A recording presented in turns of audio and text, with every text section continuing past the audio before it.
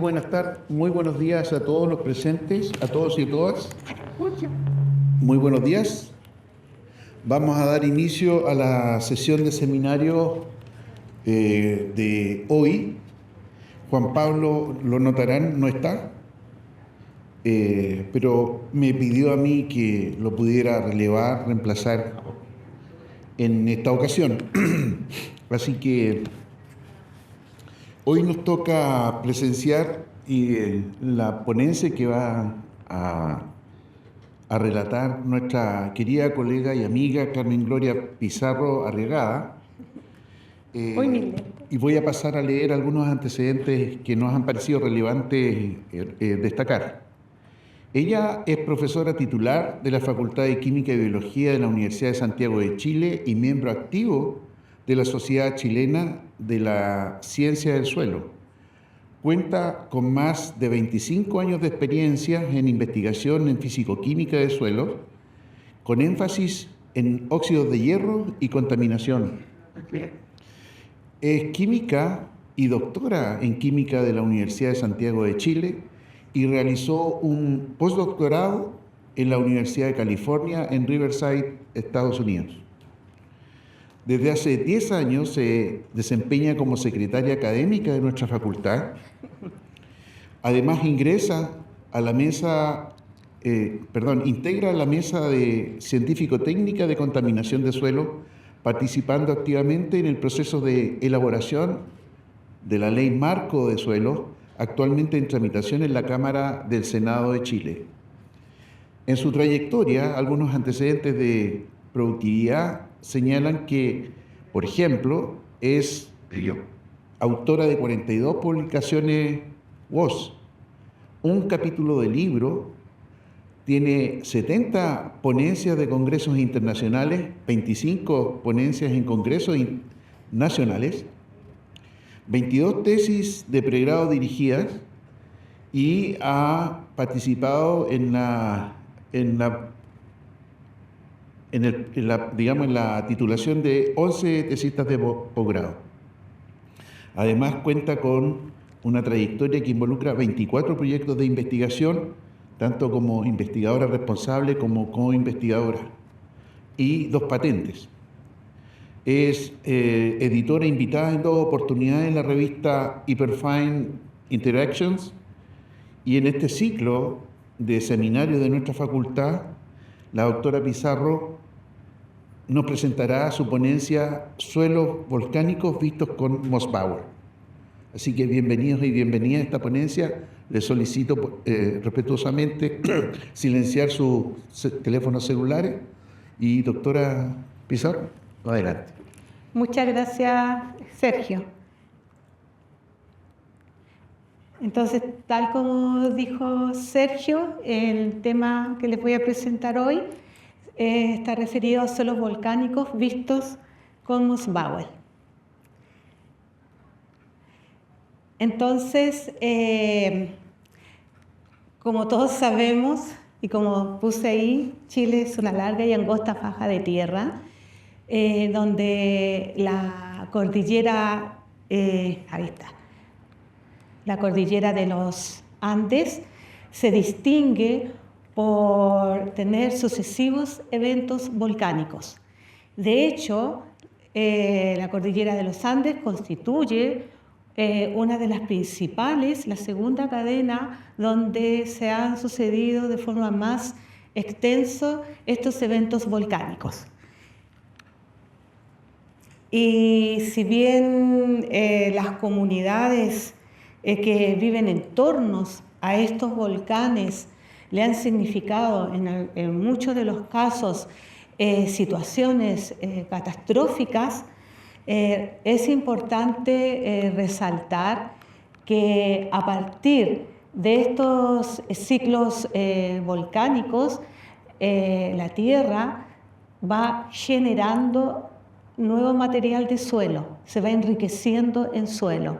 Y esto nos va a nosotros indicando que, tal como sucede en muchos aspectos naturales en nuestro planeta, hay un ciclo de destrucción y de creación también en nuestro planeta.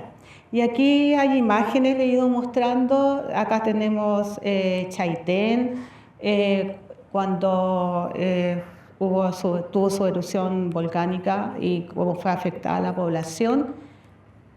Estas imágenes del 2011 del Cordón Caulle, esta obtuvo un premio esta imagen también. Aquí vemos también del Cordón Caulle y vemos cómo la ceniza volcánica que es emitida por estos tipos de erupciones va cubriendo toda la zona, y también acá podemos ver que la plumilla de ceniza incluso traspasa, a pesar de, como dije inicialmente, que Chile es una larga y angosta faja de tierra, en los eventos volcánicos sucedidos en la zona centro-sur de nuestro país van recorriendo la ceniza volcánica, cruza hacia Argentina, y también se ha podido detectar que en muchas ocasiones esta ceniza volcánica ha dado la vuelta al mundo. Entonces, un evento tan singular que nosotros podríamos pensar que ocurre en nuestro país es un efecto que también involucra también a nuestro planeta. Y me gustaría remarcar el tema de que estos eventos producen y regeneran suelo en nuestro planeta. Es una de las formas que tiene nuestro planeta de autorregenerarse. Aquí tenemos imágenes de los últimos sucesos más grandes que han sucedido, que fueron en el 2015. Entonces, a partir de estos eventos volcánicos, es posible nosotros detectar, obviamente, la formación de suelos de origen volcánico. Y en la zona centro-sur de nuestro país, los suelos volcánicos se distribuyen entre las latitudes 35 y 45 sur. Dentro de ellos, los más importantes son los denominados localmente como trumaos y los rojos arcillosos, que se distribuyen sobre la zona centro-sur de nuestro país. De acuerdo a la Science Taxonomy, los trumaos se denominan y se clasifican como andisoles y los rojos arcillosos como multisoles. ¿Qué importancia reviste para nuestro país estos tipos de suelos volcánicos? Es que constituyen alrededor del 70% de toda la actividad silvoagropecuaria que se desarrolla en el país.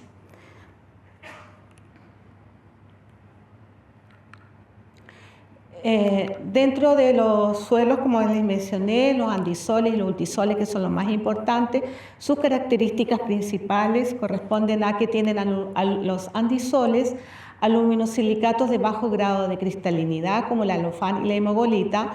Tienen relativamente altos contenidos de óxidos de hierro y altos contenidos de materia orgánica. Por su parte, los multisoles son suelos más antiguos en relación a los andisoles. Tienen mayores contenidos de minerales cristalinos, mayores contenidos de óxidos de hierro y menores contenidos de materia orgánica. Todas estas estructuras que componen los suelos le confieren a los suelos, aquí abajo sale, no se ve, características bastante singulares, como tener una superficie de carga variable. ¿Qué significa esto? Que las propiedades de carga superficial de estos suelos va a depender de la fuerza iónica del medio y del pH del medio. Y eso es relevante cuando se quiere estudiar la absorción de nutrientes y de micronutrientes en los suelos, de las condiciones ambientales que existen. Aquí podemos ver nosotros esta imagen de un muestreo que se realizó hace mucho tiempo atrás y que no estuvo exento de cierto peligro, donde estamos viendo que hay una fumarola bastante grande de un volcán. Y también encontré que era significativo mostrar cómo la ceniza volcánica se va depositando en los suelos, y de esta forma, a su vez, se va formando parte del suelo y hasta ser propiamente tal enriquecer a estos suelos de la zona centro-sur de nuestro país. Ahora bien, entonces les quise mostrar algo en relación a los suelos volcánicos. Ahora veamos un poquito de lo que es la espectroscopía Moss-Bauer para unir esta presentación. La espectroscopía Moss-Bauer se debe al descubrimiento realizado por Rudolf Moss-Bauer en 1957 en su tesis doctoral, que indica la absorción resonante nuclear libre de retroceso, lo cual conllevó a obtener el premio Nobel en 1961. Rápidamente, ¿en qué consiste este descubrimiento que hizo Moss-Bauer? Es que, como todos sabemos, que cuando un rayo es emitido, o una radiación electromagnética es emitida, parte de su energía se pierde en retroceso. Para eventos nucleares, esta energía de retroceso es significativa, a diferencia de los eventos electrónicos que ocurren en un átomo. Entonces, y esto es por conservación del momento. Y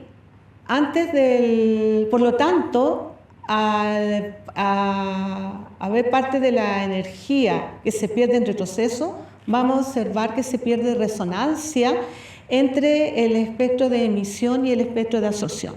Entonces, antes del tiempo Moss-Bauer, lo que se hacía para aumentar esta resonancia era calentar los experimentos para aumentar, con este movimiento, con esta agitación, aumentar los eventos de resonancia.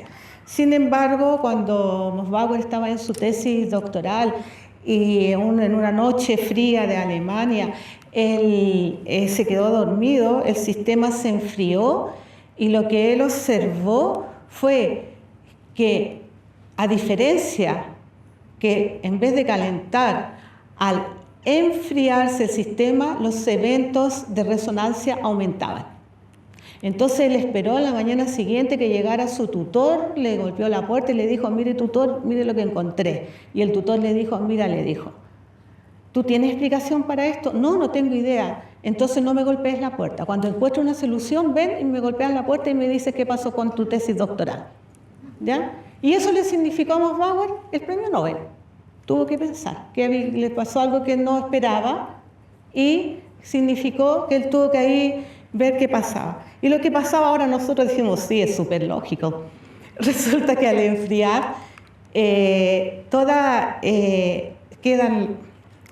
anclado acá, como estos dos botes quedan anclados a este sistema sólido. Por lo tanto, la energía de retroceso es abarcada por toda esta masa para conservación del momento.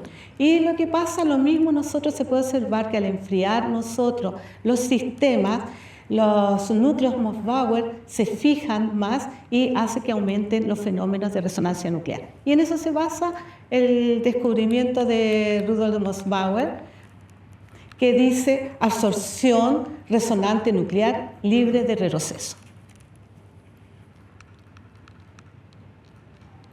Entonces, acá, bueno, tenemos un espectrómetro Moss-Bauer con todos los implementos que conlleva este espectrómetro. Acá les quiero mostrar un MIMOS, que es una miniatura de Moss-Bauer que llevó a Marte cuando fue lanzado este robot, el rover, en la expedición Spirit y Opportunity. Y acá tenemos el robot que fue enviado a Marte en 2021, que también llevaba un espectrómetro Moss-Bauer instalado para estudiar los suelos de Marte. Ahora, también existe una tabla periódica de Moss-Bauer para su conocimiento. Pero muchos de todos estos elementos que están marcados en color es más bien hipotético que realmente se puede hacer por muchas dificultades que se pueden encontrar, ya sea tiempo de vida media y otros problemas que pueden tener los núcleos de estos átomos. Dentro de toda esta tabla periódica, donde mayor se ha realizado experimentos o se ha utilizado la espectroscopía Moss-Bauer es con hierro y estaño. Entonces, ahora veamos la importancia del hierro. El hierro constituye el cuarto elemento más abundante de nuestro planeta. Ya con eso nosotros tenemos una indicación de la importancia que tiene este elemento en nuestra vida, en nuestro quehacer. ¿Qué información nos entrega la espectroscopía Moss-Bauer? Voy a hablar ahora específicamente de espectroscopía Moss-Bauer ligada al hierro, ¿ya? Entonces, nos puede dar información sobre efectos de ligandos, sustitución isomórfica, determinación de estructuras, estado de oxidación y propiedades magnéticas. Dicho eso, entonces ahora veamos los óxidos de hierro en suelos volcánicos vistos por Moss-Bauer.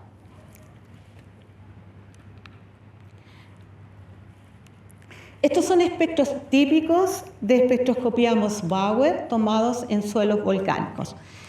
Aquí nosotros tenemos, como les indiqué anteriormente, los tipos de suelos volcánicos, un ultisol y dos andisoles, de sus respectivas zonas de Collipulli, Osorno y Frutillar. Y acá tenemos del suelo Collipulli, podemos ver los espectros Moss-Bauer de sus respectivas fracciones granulométricas, arena, limo y arcilla. Podemos observar un incipiente, un pronunciado, en todos los casos pronunciado, doblete central. Y en el caso del suelo Collipulli, un incipiente secteto. Entonces, a partir de este espectro Moss-Bauer,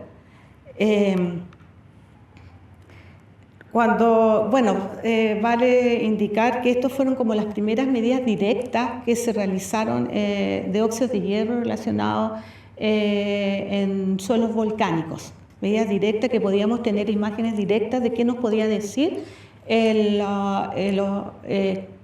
las estructuras de los óxidos de hierro en suelos volcánicos. Entonces, ¿qué pasó? Cuando nosotros quisimos plantear un modelo de ajuste, nos encontramos que podíamos plantear varios modelos de ajuste, no solo uno. Y cada uno de estos modelos de ajuste planteados llevaban a distintas estructuras de los óxidos de hierro presentes, o sea, distintas conclusiones. Y esto nos dio pista a nosotros de pensar en las dificultades que se podía tener en el estudio de óxidos de hierro, de muestras complejas como son los suelos volcánicos. Entonces, tuvimos que plantearnos una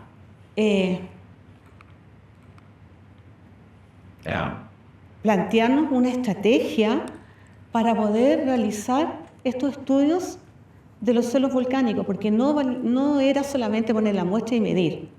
Necesitamos tener resultados concluyentes. Entonces, ahora bien, ¿qué pasa con los suelos volcánicos, esta complejidad de los suelos volcánicos, de los óxidos de hierro en suelos volcánicos? Es que tienen una composición química compleja, una composición mineralógica heterogénea, minerales con diferentes grados de cristalinidad, fases fuertemente cementadas, sustitución isomórfica de hierro con distintos elementos tales como aluminio, titanio, magnesio, entre otros. La estrategia experimental que definimos para estudios de estos óxidos de hierro fue, obviamente, utilizar como técnica principal, continuar con la espectroscopía Moss-Bauer a temperatura ambiente y a bajas temperaturas. Métodos físicos y químicos disolutivos para poder extraer fases minerales de interés y poder estudiarlas, concentrar fases minerales de interés y complementar obviamente con otras técnicas de análisis. Entonces, del suelo se separó las fracciones granulométricas, arena, limo y arcilla, y de la fracción más gruesa, la fracción arena, se extrajo el material magnético, se utilizó una extracción física de material magnético. Debido a que me voy a retroceder un poquito, al ver este secteto incipiente, a nosotros nos dio una idea de que podía existir material magnético en estos suelos volcánicos. y a partir de eso nos empezamos a concentrar en poder ir dilucidando este sistema. Entonces, ¿cómo se extrajo? Con un imán de mano se fue extrayendo el material magnético de la fracción arena. Y previamente, entonces, como nosotros pensábamos que podía existir a partir de este sexteto algún tipo de material magnético, a través de un magnetómetro portátil realizamos medidas directas de magnetización, de saturación. Y efectivamente encontramos que estos suelos tenían propiedades materiales magnéticos. Incluso un suelo que tiene una magnetización de saturación mayor a 1 se considera un suelo magnético.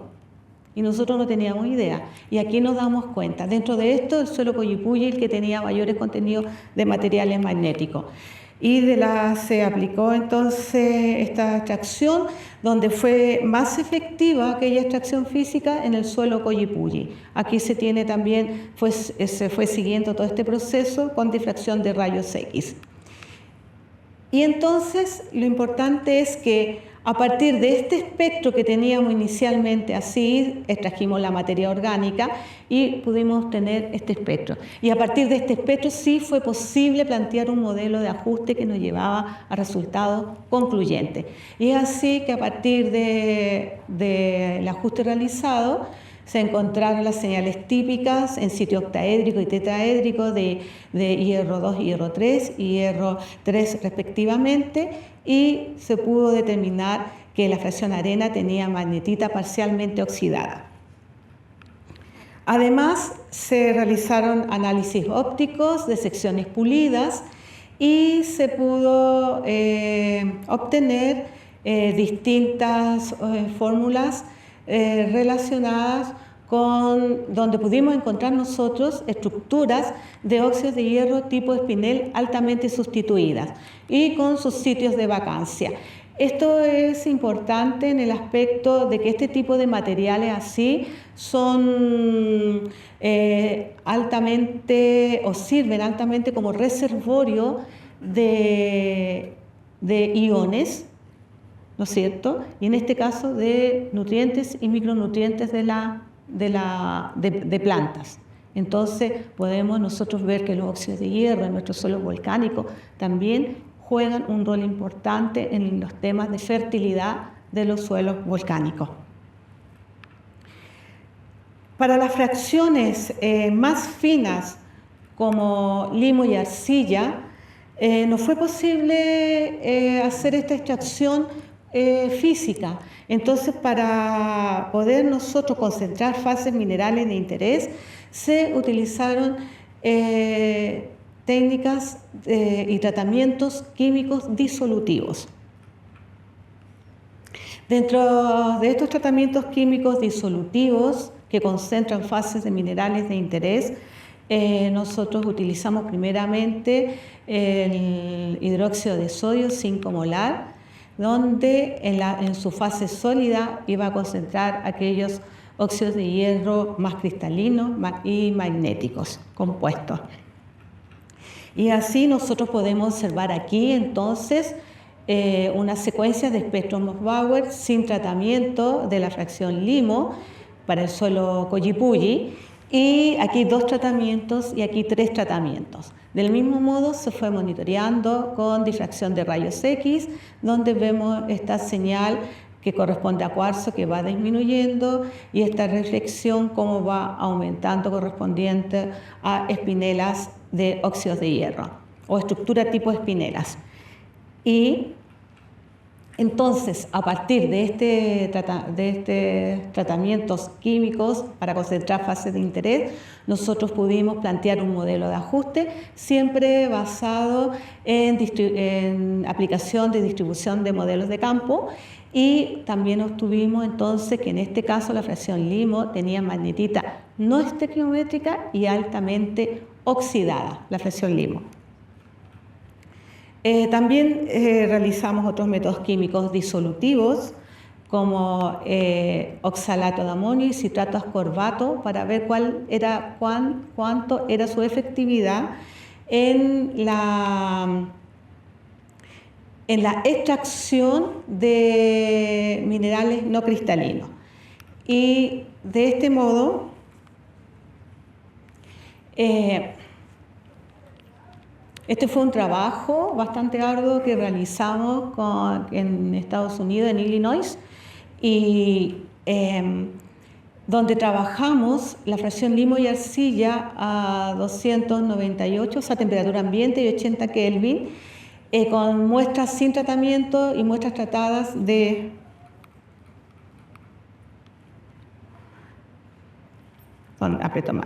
y muestras tratadas con oxalato de amonio y citrato ascorbato, y también medimos la fracción arcilla a 6 grados Kelvin. Entonces, lo que nosotros partimos de aquellas muestras tratadas y a menor temperatura, comenzamos a diseñar los modelos de ajuste y a partir de eso ajustamos las otras muestras, pero tenía que ser consistente con lo que inicialmente teníamos. Entonces fue fundamental la aplicación de bajas temperaturas y los tratamientos químicos disolutivos para poder plantear nosotros los modelos de ajuste también hacia las otras muestras. Y así que acá nosotros mostramos, o yo le estoy mostrando yo a ustedes ahora, los parámetros Moss-Bauer para las muestras de arcilla a 6 Kelvin sin tratamiento con citrato ascorbato y oxalato de amonio. Cabe resaltar aquí que para aquellas muestras no tratadas y la de citrato ascorbato mostraron señales de bajo campo, señales de bajo campo que corresponden a estas temperaturas de 6 Kelvin, corresponden a estructuras no cristalinas. Entonces, con esto pudimos nosotros determinar que efectivamente solamente el oxalato de amonio nos permitía, en los suelos volcánicos, elimina aquellas estructuras no cristalinas para concentrar fases de interés. Y es así como obtuvimos la arcilla de este suelo Collipulli que hemos ido siguiendo durante todo este proceso que le he ido explicando. Aparte de observar guetita y hematita, ya observamos magmita, que es un ciclo que parte de la magnetita al llegar a la magmita de un óxido de hierro completamente oxidado en su estructura cúbica, tipo espinela invertida, ¿ya? Un pequeño resumen de esta parte. Entonces, a partir de este espectro de un suelo volcánico, nosotros trajimos las diferentes fracciones granulométricas y pudimos nosotros ir obteniendo estructuras, ir reconociendo las estructuras de óxidos de hierro presentes en estos suelos volcánicos. Cabe resaltar en este seguimiento que cuando tenemos de la fracción más gruesa a la fracción más fina, la meteorización física produce un cambio en una meteorización química, llevando de una magnetita parcialmente oxidada a una magmita propiamente tal. Ahora veamos el uso de estos óxidos de hierro de suelos volcánicos como potenciales catalizadores, ¿ya? Nosotros probamos los óxidos de hierro, concentramos estas fases de interés para estudiar este tipo de catálisis de water-gas exchange, esta reacción, ¿no es cierto? Y acá nosotros tenemos los suelos Diguillín y suelo Collipulli. La PPT quedó como un poquito deformada, no venía tan deformada, pero al traspasarla acá como que se corrió un poco la información, pero igual podemos nosotros entregar esta información. Aquí nosotros tenemos el suelo Collipulli calentado a 500 grados Celsius y también podemos compararlo con aquello que habíamos visto recién nosotros con los 3 tratamientos de NaOH. Y aquí tenemos nosotros el suelo Diguillín y podemos observar sus tipos de estructuras también. Aquí, en esta gráfica, nosotros podemos ver la producción de hidrógeno en función del tiempo de reacción para los distintos catalizadores preparados a diferentes temperaturas. Aquí los suelos fueron sometidos a diferentes temperaturas, desde 124 grados Celsius a 600 grados Celsius. Lo importante que se observó aquí, que a medida que fue aumentando la temperatura, la producción de oxígeno también fue aumentando, hasta los 500 grados Celsius.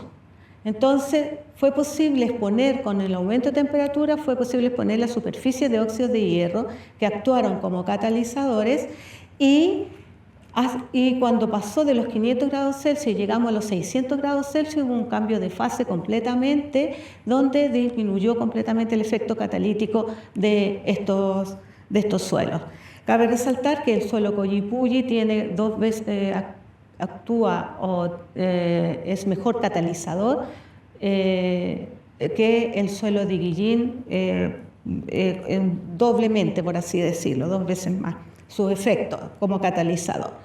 También probamos en catálisis Fenton, ¿ya? Y acá también tenemos el Collipulli, el suelo Collipulli y aquí el andisol.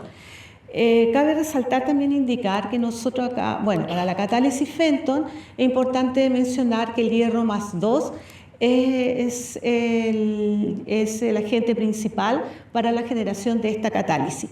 Y nosotros acá podemos observar que para el andisol, el suelo de Guillín, el hierro más 2, que está en este doblete que vemos nosotros acá, está en una forma súper paramagnética, lo cual nos indica que está presente en estructuras de bajo grado de cristalinidad.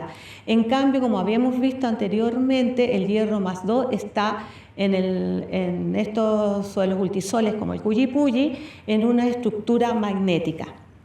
Y pudimos observar también nosotros acá que el efecto como catalizador del multisol fue significativamente mayor en relación al suelo de Guillín. Entonces, estos resultados a nosotros nos indican que cuando el hierro más 2 está en una estructura magnética, es mucho más efectivo que cuando el hierro más 2 está en una estructura paramagnética de bajo grado de cristalinidad, para efectos de catálisis. También me gustaría mostrarles a ustedes los óxidos de hierro utilizados como remediadores ambientales. Es importante esto porque nosotros sabemos que muchos de los remediadores ambientales que se están utilizando actualmente son a base de diferentes estructuras de óxidos de hierro. Entonces, aquí nosotros sintetizamos magnetita y tenemos acá el espectro de la magnetita, y también esta magnetita la soportamos en una zeolita. Acá está el espectro de la zeolita y acá está del compósito de zeolita magnetita. Y acá tenemos las isotermas de absorción y sus respectivos ajustes de Langmuir y Fröhlich. Y vemos que efectivamente cuando nosotros, isotermas de absorción de arsénico, ¿ya? Y vemos efectivamente que los óxidos de hierro forman estructuras bastante estables con el arseniato, y es un súper absorbente de compuestos de arsénico como el arseniato, como se presenta a los pHs naturales en el medio ambiente.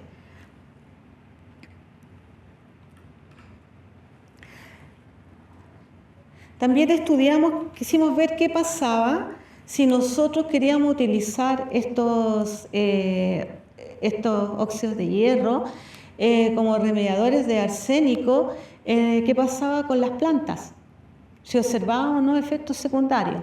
Entonces hicimos un estudio con el profesor Gustavo Zúñiga, un estudio en plantas, donde acá tenemos el control y acá vamos teniendo los respectivos blancos. Lo importante es observar acá, tenemos acá la magnetita y tenemos acá el compósito, ¿ya?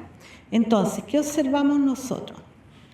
Que si bien la magnetita, como habíamos dicho anteriormente, tenía una alta absorción de arsénico, cuando estaba en tamaño nanométrico, 70 nanómetros las trabajamos nosotros, el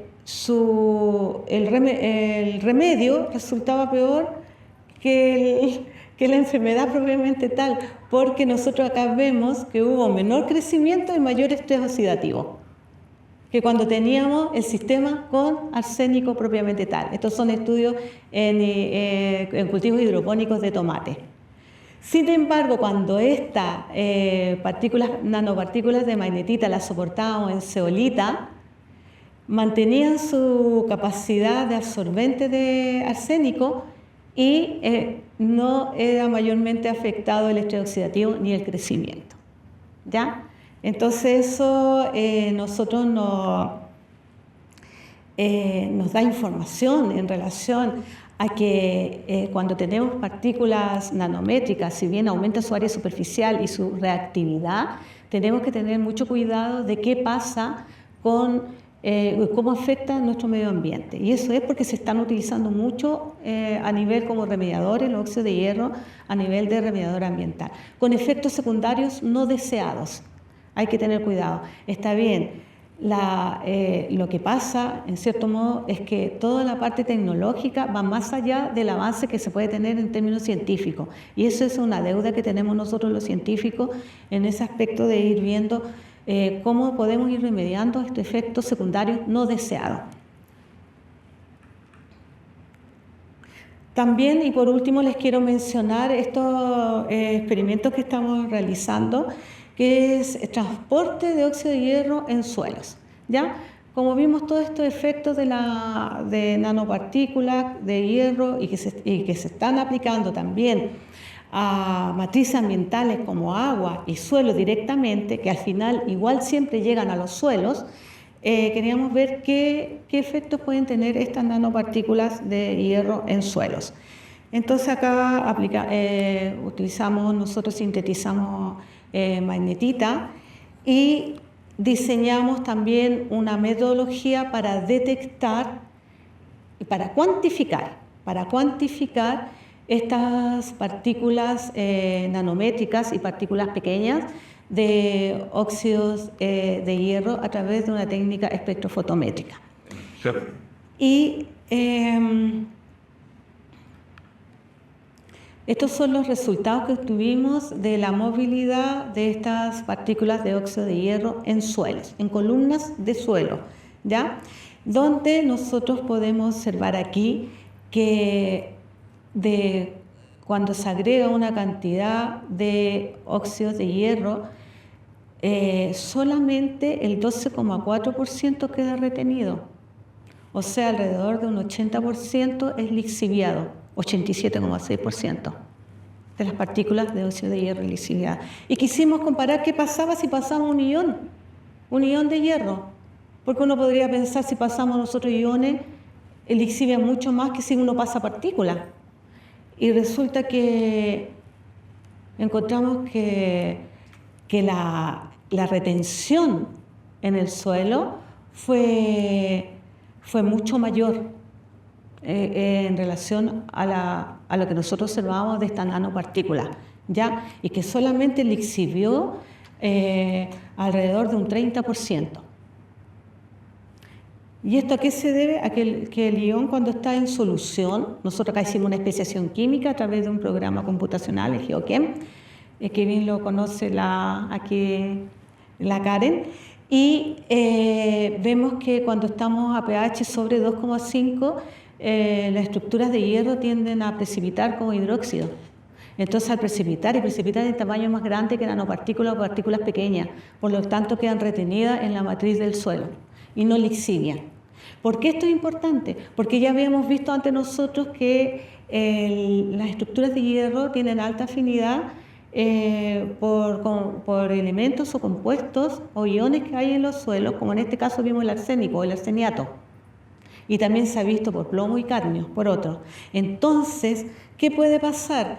Que cuando se utiliza estas estructuras de hierro como remediadores, si bien captan estos contaminantes, pero también pueden diseminar y esparcir y llevar incluso a napas subterráneas un material que era contaminante y estaba confinado, lo puede diseminar hacia otros compartimientos y llevarlo incluso, como digo, a napas subterráneas, donde ahí le perdemos completamente el seguimiento a estos contaminantes. Ahí sí que le vamos perdiendo qué pasa y dónde están estos contaminantes si viajan en las aguas subterráneas, ¿ya? Entonces, es delicado este tema y eso era importante que dentro del seminario que quería darle el día de hoy, poder transmitir este tema. Entonces, bueno, acá están los datos de lo que les indiqué recientemente y algunas conclusiones principales de todo lo que les he mostrado. Que los volcanes de la zona centro-sur de Chile son suelos altamente fértiles. Ya había dicho, representa alrededor del 70% de la actividad silvoagropecuaria de nuestro país. Y los óxidos de hierro tienen una significancia y una importancia relevante en los temas de fertilidad de estos suelos. Los óxidos de hierro, el estudio de óxidos de hierro en suelos, de estos suelos en estructuras complejas, no es simple, no es trivial de realizar, y para ello hay que definir una estrategia y utilizar tratamientos físicos o químicos para concentrar fases de interés y acompañarlo con otros tipos de técnicas. La espectroscopía Moss-Bauer ha resultado fundamental para elucidar la estructura de los óxidos de hierro en estos suelos volcánicos. Y además que también los óxidos de hierro en estos suelos pueden servirnos como potenciales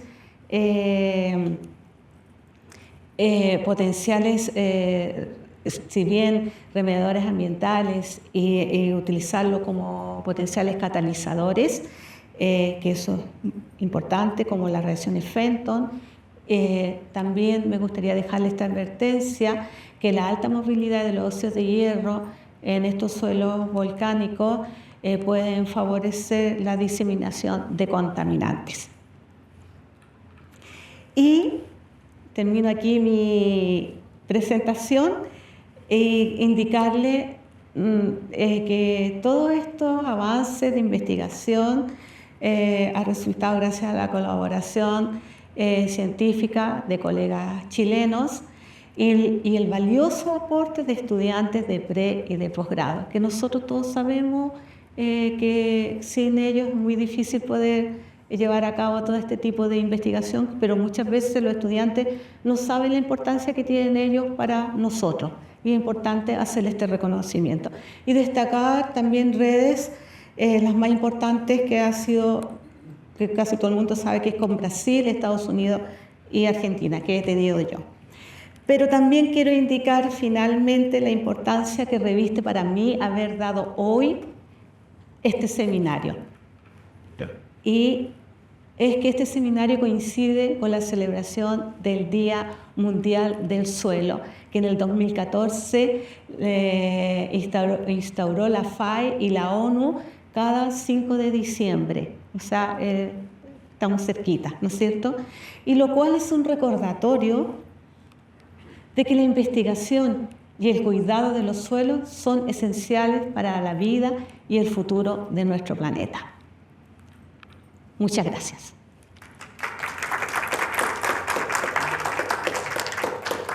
Muchas gracias, Carlos. Interesante ponencia. Muchas gracias, Carlos. Gracias a ustedes. Gracias. Vamos a abrir la sesión entonces de preguntas, consultas y comentarios. María Angélica, profesora. Gracias, Carmen. Veo que el seminario estuvo enfocado a suelos, pero a mí me interesa la otra parte, el equipo. ¿Cuál es la fuente? ¿Cómo se coloca la muestra? ¿Es un film, un tubo, una celda? ¿Qué se detecta? Eso. Yo estoy viendo que se detecta el campo magnético, pero me gustaría conocer, porque no lo conozco, o sea, conozco el equipo, pero no el detalle. Y es muy interesante, una gran variedad de trabajo, pero a mí me interesa la parte del instrumento. No sé si tiene el esquema. A ver si podemos hacer algo. Si tú quieres algún tipo de esquema, no tengo más. Pero acá algo mostré sobre el Mossbauer.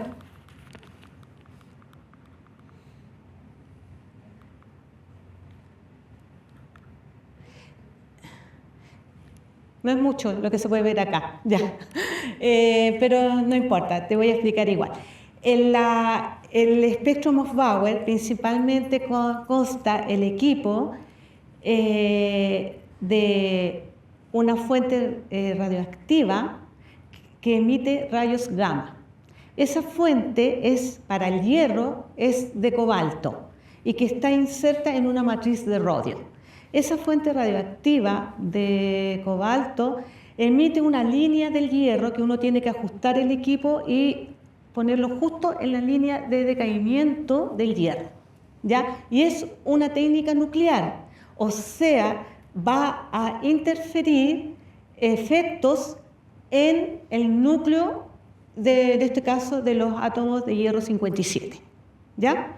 Entonces, la radiación electromagnética es un rayo gamma que nos va a así como los electrones están en estado cuantizado, en el núcleo también hay estado cuantizado. Y ahí nosotros podemos detectar 3 efectos que tiene este rayo gamma en el núcleo Mossbauer cuando decae o cuando les llega este rayo gamma impacta en ese núcleo, ¿ya? Y esos 3 efectos, no sé si quieres que te lo explique ahora o muchos detalles, no sé, ya, pero tú me vas diciendo si quieres más detalle o no, porque si no yo te puedo dar una clase de Mossbauer. Entonces, y esos 3 efectos se traducen en los 3 parámetros Mossbauer. Y esos 3 parámetros Mossbauer es como la huella digital que te distingue un compuesto, en este caso vamos a hablar de óxido de hierro. ¿Ah? Claro, porque te da información, si bien afecta el núcleo, te da información del entorno. Acá yo creo que había puesto la información que daba.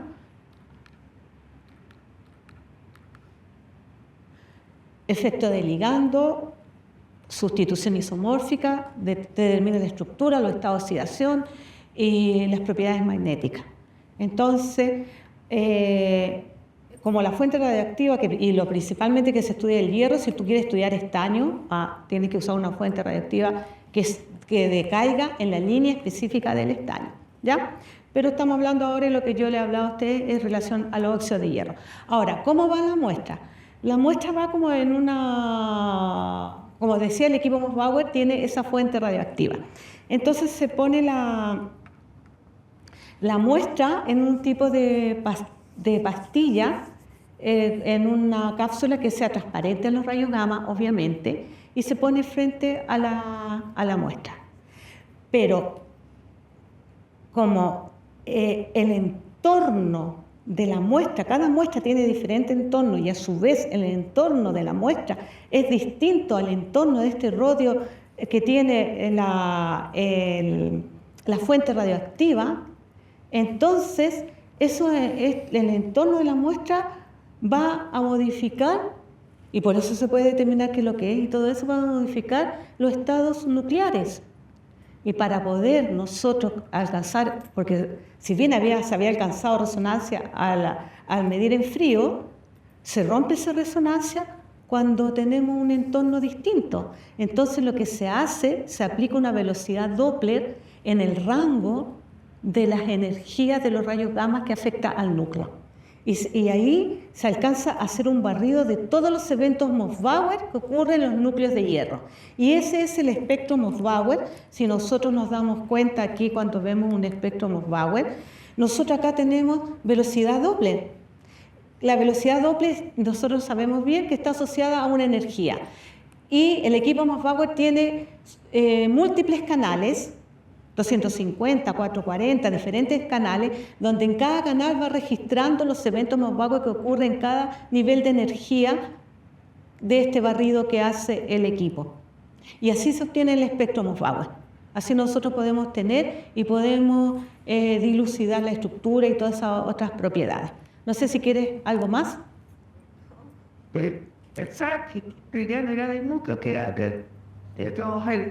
No, es nuclear. Es nuclear. Pero afecta las capas nucleares porque el entorno, las capas electrónicas, porque por ejemplo estos parámetros Mossbauer afecta, por ejemplo, la simetría que uno tiene. Estamos todos en teoría, ¿no? Obviamente, que el núcleo es una esfera, ¿no es cierto? Entonces, los electrones te polarizan el núcleo y te lo prolato y oblato, y eso te afecta a los niveles de energía nuclear. Por lo tanto, te da información de los estados de oxidación, de las coordinaciones del átomo o de la estructura, etcétera. Y los otros también, así sucesivamente con los otros parámetros Mossbauer. Carmencita, respecto a lo mismo, a la técnica, ¿qué nos podrías comentar tú de acuerdo a la fuente que usa este tipo de técnica? ¿Y de qué manera, cuántas muestras puede determinar, en cuánto tiempo y qué limitaciones tiene realmente la fuente cobalto 57? Bueno, la limitación principal es el tiempo de vida media. Esa es la limitación principal porque va decayendo y no es una muestra eterna. Y voy a hablar de lo más problemático, porque tu pregunta tiene varias aristas que uno puede tocar, pero voy a partir por lo principal, lo más problemático. En estos momentos, lo más problemático es adquirir la fuente radioactiva. Y ¿te acuerdas, Daniel, que cuando yo compré y traje la fuente tuvimos mucho problema en el aparte de adquirirlo, hay otro tema del traslado y la instalación y el desaduanar la fuente radioactiva. Cuando yo lo traje, el Daniel me estuvo ayudando inicialmente, porque sacarla de aduana es muy complicado. Tuvimos que pasar por el Ministerio de Salud, tuvimos que contratar a una persona al final que se dedicó específicamente a tratar este tema, y no cobran barato porque son sumamente especializados, sobre todo en este país, que no hay mucho en relación a temas de fuentes radioactivas, ¿ya? Entonces, lo principal, si tú me preguntas cuál es la principal problemática, el tiempo de vida media, bueno, ya, pero uno lo puede comprar, ¿no es cierto? El problema es el traslado y la instalación. Aquí, y traslado significa sacarlo de aduana. Y los permisos para trasladar fuentes radioactivas desde Alemania o Francia o Bélgica, donde uno la está comprando, ¿ya? Y los costos de los seguros y todo eso. Y lo otro, que quien produce actualmente, el único país que produce esta fuente radioactiva es Rusia. Y Rusia está en guerra. Por lo tanto, tiene vedado en estos momentos todo tipo de transacción y menos de una fuente radioactiva. Latinoamérica en estos momentos está estamos todos súper alarmados. Mientras continúe este tema de la guerra, estamos sumamente complicados. Ahora bien, yo mencioné Francia, Alemania, estos países porque ellos le compran, y Estados Unidos, ahora Estados Unidos ya no. Cuando me quise contactar con la gente de Estados Unidos, donde yo compré el equipo Mossbauer, me contestó Carmen: nosotros ya no estamos viendo fuentes radioactivas. No están viendo bien a Estados Unidos, no le están permitiendo nada. Ellos le compraban le compran a los rusos, ¿ya? Entonces no es un tema a ese nivel de complejidad, principalmente, Rubén. Gracias por la presentación, profesora. Me voy a poner en un escenario de ciencia ficción. Que vas a amarte tú a medir ahí. Si tenemos problemas con la fuente, porque los rusos están con problemas, si las fuentes radioactivas van a la muerte y muchas técnicas están migrando desde la radioactividad a otras formas de estudio, y considerando que algunos datos que están acá pueden ser observados al día de hoy con los últimos microscopios electrónicos de barrido, con unos detectores específicos, mirando hacia adelante, ¿qué perspectiva tiene la técnica Mossbauer en los análisis que usted mostró? ¿Y cómo se ve la perspectiva en la Facultad de Química y Biología de la técnica Mossbauer? Interesante tu pregunta, porque tú estás viendo perspectiva futuro. Es un tema que estamos analizando nosotros en la comunidad Mosbahue, ¿ya? El tema es que todas estas técnicas son complementarias. Tú por difracción de rayos X, por ejemplo, no puedes ver compuestos de bajo grado de cristalinidad. O sea, todo esto que yo vi, por ejemplo, esa estructura de hierro más 2, cuando estudié los catalizadores, a través de Mosbahue, ese doblete amplio que había, que correspondía a un hierro más 2 super paramagnético, todo eso no te lo entrega la difracción de rayos X. ¿Ya? La difracción de rayos X tiene un nivel de materiales principalmente cristalinos y algunos tipos, pero no tiene ese límite. ¿Ya? Y todo, tú a través de estos ópticos, que es complementario, porque nosotros observamos la estructura magnética, pudimos plantearnos entonces que a partir de esta base ir observando. Son todas técnicas, como en todo el caso de la ciencia, técnicas complementarias. Ahora, veamos el tema del futuro. Lo que se está planteando y en este momento es que Brasil, aquí en Latinoamérica, adquiera las licencias para manejar fuentes radioactivas. Ya tiene ¿dónde fue que fue de Nicolás hace un tiempito atrás, Karen? Que fue donde está este gran reactor que tienen en Brasil, o quería ir, al menos, claro, pero fue. En Brasil ya se ha avanzado en temas de licencias para manejar reactores y materiales nucleares. Entonces, lo que nosotros no podemos pensar, no que sea Chile, nosotros estamos años luz. Entonces, dentro de los países latinoamericanos, que nos podría nosotros salvar este tema de la espectroscopía Mosbahue, es específicamente que donde está este reactor en Brasil, todo que puedan conseguirse las licencias. Y en eso se está. ¿Ya? Manejar la fuente radioactiva. Manejar la fuente radioactiva. A generar esa fuente radioactiva. Que no sean los rusos. No. Sí, para Mosbahue, claro. Sí, en eso es. Y acá en Chile estamos tal como están todos los otros países de Latinoamérica. Ahora, yo lo estoy mirando como química, pero quienes principalmente manejan los espectros Mosbahue son los físicos. Los físicos tienen estudios y teorizan, yo te digo, pero son publicaciones a otro nivel. Yo soy una de las pocas químicas que hay en la comunidad Mosbahue. Y es bueno, porque es otra visión, otra estructura, otra forma de ver este tema, ¿ya? Pero sí, ahora, si en la minería, por ejemplo, en un congreso que yo fui a España hace un tiempo atrás, Codelco se estaba contactando con gente de Alemania para que le hiciera los espectros Mosbahue, porque la minería del cobre está muy ligada a la minería del hierro.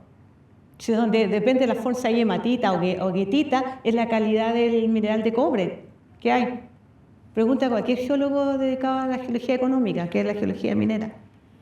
Te va a decir acá el hierro para Chile, porque no está a base de sulfuro, ¿ya? Entonces la pirita y todo eso. Ya. Bueno. Profe, yo quería preguntarle en cuanto a los últimos resultados que mostró de la movilidad de los óxidos de hierro. Entonces vi que el experimento lo hicieron a un pH de 3,5, ¿cierto? Entonces se supone, si ven la movilidad del óxido de hierro en suelo, ¿por qué lo trabajaron a ese pH, en un pH más similar al de los suelos? No sé, podría haber sido un pH ácido o más. Entiendo tu pregunta. Lo que pasa que el tema es el siguiente. Nosotros las medidas de las columnas, de las partículas, se hicieron a un pH natural, ¿ya? Del rango de que son donde ocurre el medio ambiente. Ajá. Lo que pasa es que para estudiar el ion hierro más 3, tiene que estar en medio ácido, sí. Claro, porque si los metemos nosotros en pH, nosotros no fue 3,5, fue 2,5. Claro, precipita después. O incluso 2,3, si tú te das cuenta, alrededor de 2. Porque si no precipita, no podíamos. ¿Cómo poder nosotros estudiar el ion hierro cómo va por una columna de suelo? No se puede estudiar el ion hierro si no por eso hicimos todo ese trabajo de especiación química. Porque y nosotros hemos visto incluso en papers que ya están publicados, que te hacen isotermas de absorción de iones de hierro a pH medioambientales. Y nosotros hicimos el mismo ensayo y encontramos nosotros isotermas perfectas. Son las isotermas más perfectas, pero son precipitación. Y están ajustados como Langmuir y Freulich. Y si tú te vas a la teoría, es que no hay que olvidarse que todos estos temas son modelos lo que uno aplica. Y estos modelos están basados en solución, no en partículas sólidas. Entonces nosotros queríamos, solamente hicimos este tema del hierro más 3 para comprobar qué pasaba, pero igual como el suelo es un tampón, Claro, actúa como tampón, igual reguló el pH y lo subió. Y precipitó igual Sí. Eso es. Sí, claro, y me llamaba la atención porque como era a ese pH, pero como en la realidad No era solamente para ver qué pasaba en el transporte. Carmen, ¿en ciudad tienes esta información de los espectros Bauer de Marte, por ejemplo, o externos? Si hay alguna ¿De Martes? Mira, en Si hay algún alguna similitud momento... con su suelo. En algún momento me interesaba harto ese tema, incluso el Francisco, que recién estaba acá, cuando hizo el doctorado, me fue a pedir temas a mí, cuando en ese tiempo uno tenía que dar, no solamente trabajar en su tesis, sino tenía que dar seminarios de otros temas nada que ver, y en su seminario bibliográfico trabajó conmigo esta parte de los suelos de Marte, porque era un tema súper interesante. Entonces, lo que pasa es que el robot nunca ha traído hasta la fecha, pero ahora va a traer luego, porque eso se está programando, suelos de Marte aquí, para analizarlo aquí. Lo que sí es importante, pero este es otro tema y puedo dar otro seminario que me interesa, los suelos te hablan de la historia de los planetas. Antes hablábamos de nuestro planeta, ahora yo digo de los planetas. Te hablan de la historia, te dice qué hubo, ¿no? Yo estuve trabajando con la María Angélica, ¿te acuerdas? Con este paleontólogo de Siliu, el Lorenz, que nos pidió que le midiéramos de unos sedimentos los óxidos de hierro para saber la historia del planeta. Nos hablan qué pasó en nuestro planeta. Entonces lo que se hizo en el robot, se puso el espectrómetro Moss-Bauer, midió los suelos y a partir de lo importante es que nosotros podemos recibir la información. Y al recibir la información, el tipo de óxido de hierro, que el planeta rojo que se habla, y justamente tiene matita, aunque por otras razones también es rojo, por el tipo de hierro tiene atmósfera y eso, que es un mineral, el que le da el color a los suelos, el color rojo a los suelos, principalmente tiene matita.